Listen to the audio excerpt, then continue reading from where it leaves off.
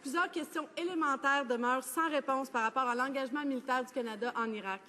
Par exemple, nos militaires seront en Irak depuis bientôt 30 jours et on ne connaît toujours pas les problèmes logistiques auxquels ils auraient fait face.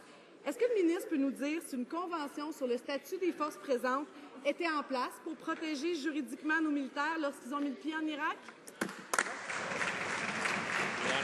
Ministre de la Défense nationale. Le ministre de la Défense nationale, nous avons 4 statuts diplomatiques et nous sommes en Irak à la demande de ce gouvernement et nous sommes là pour offrir des conseils stratégiques et techniques et nous aurions osé espérer que l'opposition nous appuie.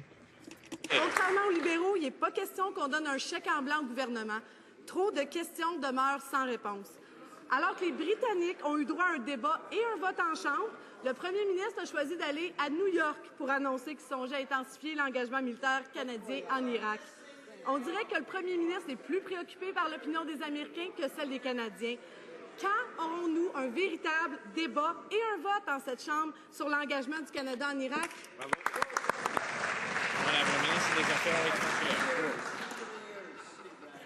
étrangères.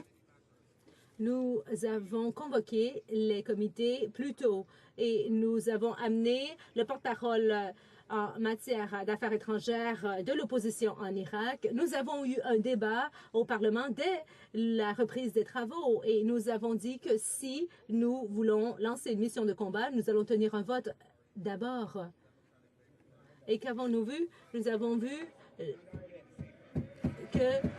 Et ce que nous voulons voir surtout, c'est que les néo-démocrates se lèvent pour défendre les Canadiens contre le terrorisme.